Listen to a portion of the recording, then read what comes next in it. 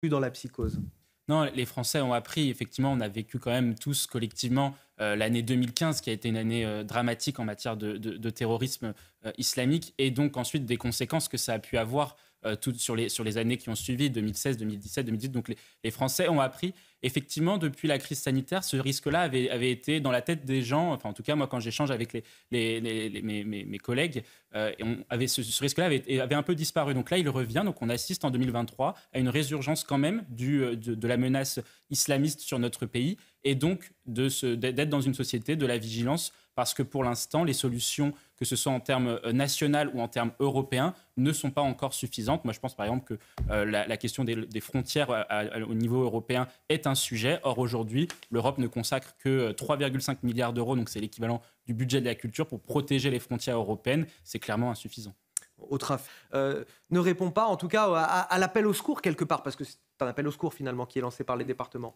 Il y a deux leviers de réponse, effectivement, comme vous l'avez dit. Il y a la parole de l'État, donc de l'administration centrale, du gouvernement, et là-dessus, on est sur les principes de la Macronie, justice pour les mineurs, et donc protection quasiment intégrale sur les mineurs isolés. Et il n'y a que Gérald Darmanin dans le gouvernement qui est volontariste sur cette question-là, parce qu'il a vu notamment le cas à Mayotte, si on prend le cas à Mayotte, des mineurs isolés qui vraiment saccagent le département. Et d'autre part, le deuxième niveau de réponse, c'est les collectivités territoriales et les départements qui ont la compétence du social en France et qui sont justement dépositaires d'un certain nombre de prestations sociales.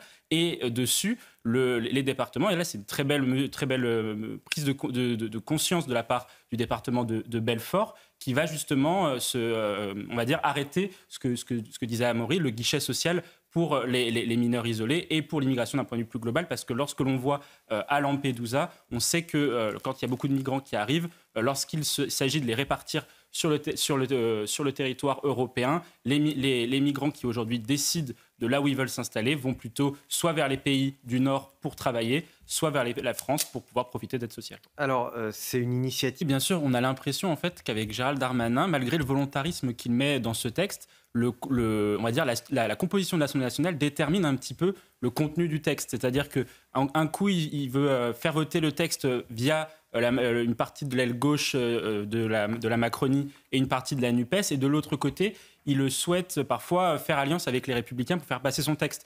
Or, ça va manquer de principes clairs et cohérents. Moi, je vois un point qui me paraît essentiel sur la question migratoire, et c'est ce qu'il dit, c'est la question de l'intégration et de l'assimilation. Nous, on a travaillé sur les modèles anglo-saxons sur les questions migratoires, telles que l'Australie, le Canada ou les États-Unis. Et ce que l'on voit, c'est que ce qu'il y a dans le projet de loi sur les conditions d'acquisition de la nationalité, faire que l'acquisition et l'obtention de la nationalité soient une chance et non plus automatique, n'est pas encore suffisamment présent dans le texte, et c'est pour ça que ça ne va pas tout à fait dans le bon sens sur ce sujet-là.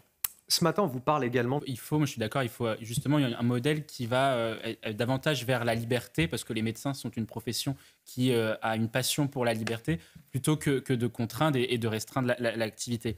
La France, quand même, se caractérise par un problème qui est plus global, qui est quand même la question du temps médical. Le temps médical est contraint parce qu'on a une offre de médecins qui est contrainte, parce qu'on a eu le numerus clausus pendant des années.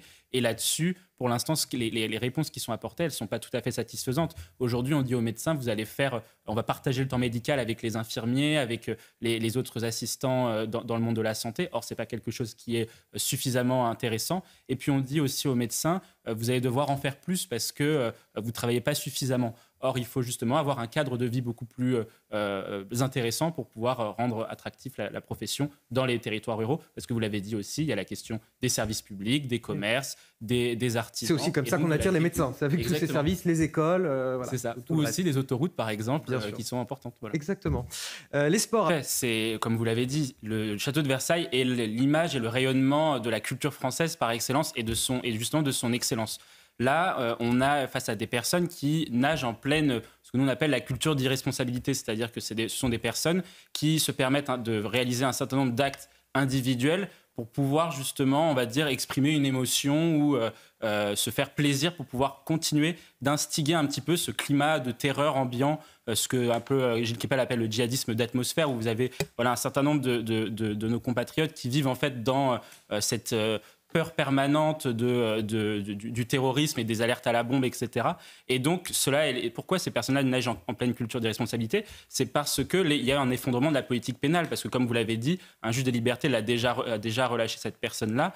On est là face à des profils qui sont parfois des récidivistes et qui vont justement se permettre de pouvoir vraiment exprimer une émotion ou je ne sais quoi pour pouvoir justement créer ce sentiment de terreur. Et là-dessus, il faut être très ferme. Et là, il faut à la fois en matière pénale agir et puis il va falloir aussi peut-être renforcer les contraventions, augmenter le niveau des amendes, donc réfléchir sur toute la hiérarchie des peines pour pouvoir justement lutter et répondre efficacement avec la plus grande fermeté face à ce type de comportement. Amaury Brelet, on peut espérer